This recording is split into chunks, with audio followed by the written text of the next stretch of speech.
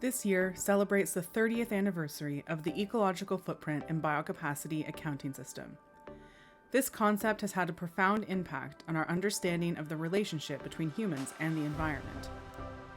This video is one of 3 that we are releasing to commemorate the occasion. Each explores a different aspect of the footprint. This video specifically focuses on the present state and uses of the ecological footprint. In the video, we ask our guests to reflect on how the history of the footprint speaks to its current state, and how their own perspectives and approaches to it have changed over time. We believe these discussions will provide a rich and nuanced understanding of the current state of the footprint and its ongoing relevance to our world.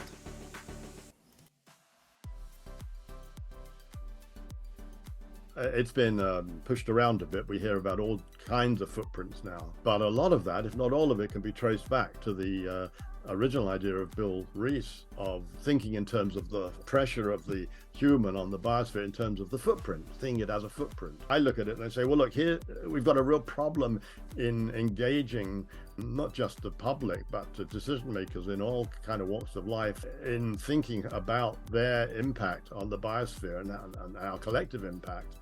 And this is a metric which offers a way to do that. And so that's one factor that affected my decision to get more involved. Secondly, I like the idea, and that is, on the one hand, you have the requirements or the demands, if you like, that humans place on the biosphere, and you compare that with the capacity of the biosphere to support it. It seems to me to be a very sensible perspective.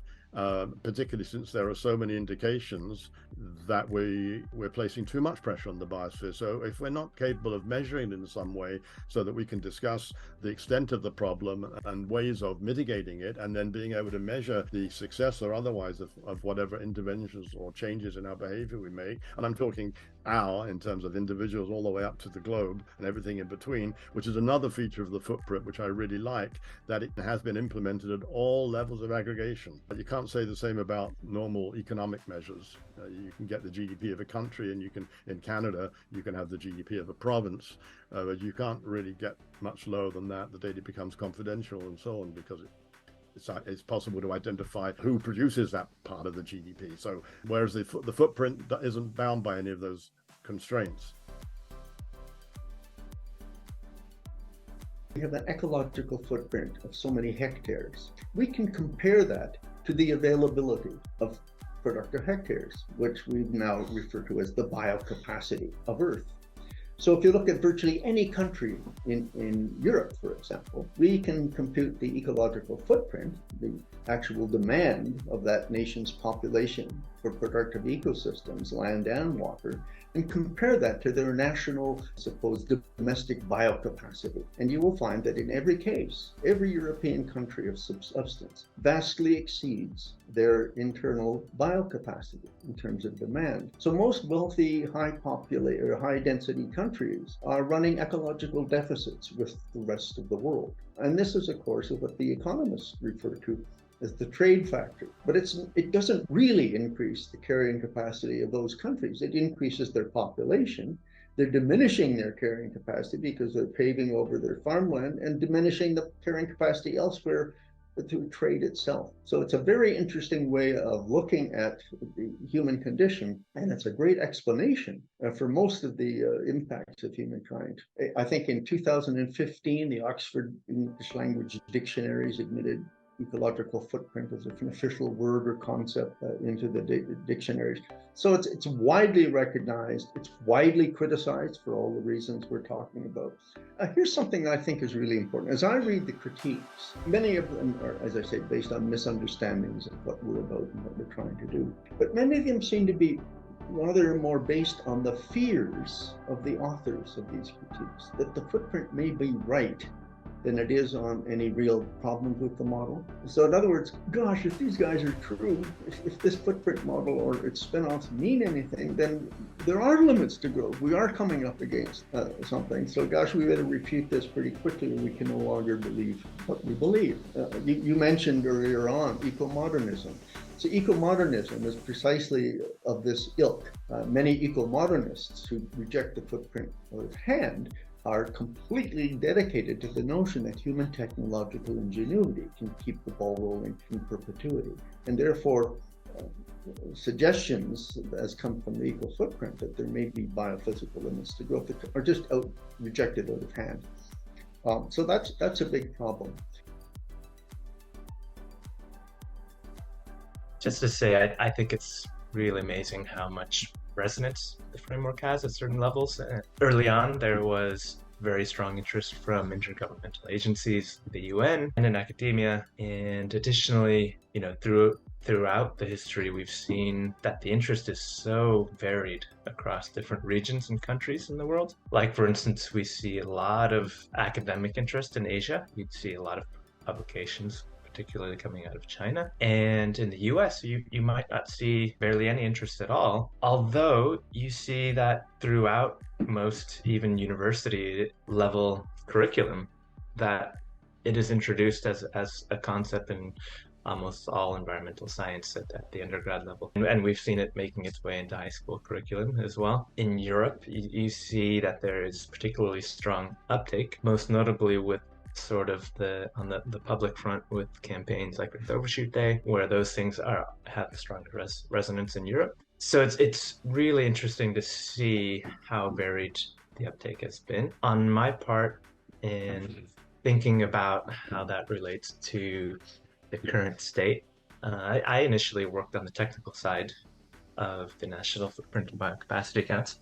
So I feel like I have a good understanding of the nuts and bolts, but it really took some time for me to be able to connect those technical elements and the details and then to the meaning of the numbers and the overall concept. And even though it sat well with me and resonated with me in the overall concept, once you dive into the details, it can spin your head around. So through that process of working with it, it was really super amazing to see, and trace back the history while working on the production methodology and thinking about the evolution of the data set and all of the talented people who had worked on it. You can see their marks as you're working on it. Literally, you can see their notes and comments and suggestions and improvements they worked on.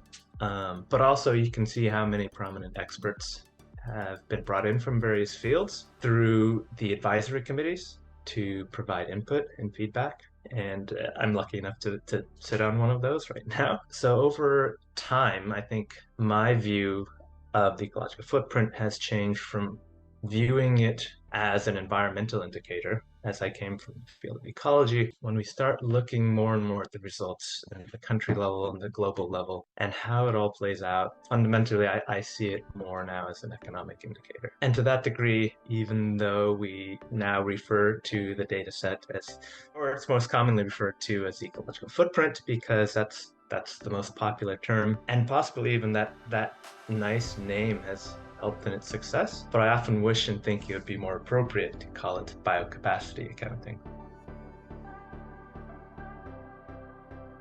The approach to the ecological footprint has obviously changed quite a bit since I direct this initiative at York University now, where I appreciate the power of it and the detail of it, much more so than I ever did before, when I thought of it as a bit more of a kind of a concept and a framework, and less as an accounting system, which it's become over time. And that, I think, is really exciting for me and for the world, but it's also the challenge for us to impress the world with the richness of this, what we call an accounting system.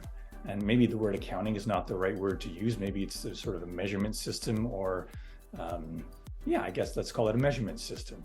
The sophistication of this measurement system really offers quite a lot to the world. And I think that's the part that needs to be better appreciated. And also there's the opportunity for us to do all kinds of amazing things with it, to better understand equivalence, trade-offs, patterns, relationships through trade, and so on. I mean, it's such a rich system of information, and that I find really quite exciting now, and super exciting for the future, because there's so much more that can be done with it and so many more extensions we can do onto it. My history with the ecological footprint and biocapacity accounting system is a really common one. People often run into it in high school or in other places where people are using the footprint as an educational tool. It has become so ubiquitous that even just the phrase ecological footprint creates a picture in people's minds about how much impact they're having on the environment. And they may not be thinking about the concept specifically, but they're thinking about the general idea of it. So it's used by governments all over the world because of that popularity as a way to track how well their environmental policy is doing over time. What I'm more interested in is scaling that down to communities and to towns. So some of the work that we are currently doing with the footprint includes calculating community footprints. So we ask people to fill out very similar surveys to the individualized footprint calculator, and we create a collective footprint. And based on that collective footprint, we offer ideas for things that they can do as a group. I really like this project because it's really bringing together different areas of environmental studies. Environmental studies is meant to be a multidisciplinary and interdisciplinary field of studies. And this particular approach of applying the footprint to community action, it brings in environmental psychology and sociology and economics to create effective collective action. So the footprint can really play an important role for creating community activities and for creating goals that communities can work on together. It's also used for benchmarking and for showing groups how they're doing over time. And these are really interesting uses of the footprint. Of course, I'm also always concerned that putting too much onus on the individual or on community groups is perhaps not the best approach because the largest footprints often belong to multinational corporations. And so we're also looking at creating a corporate footprint calculator, which I think will also be really effective.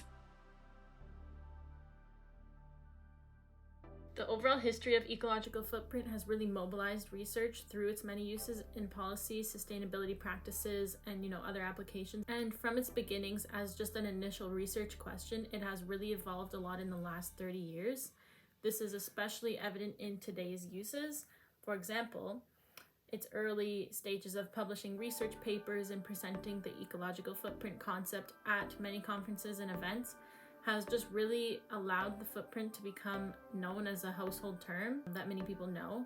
So with more exposure to the footprint personally through media and other sources and publications, I was able to really learn more and began to really care for the environment over time, which hopefully other people will as well.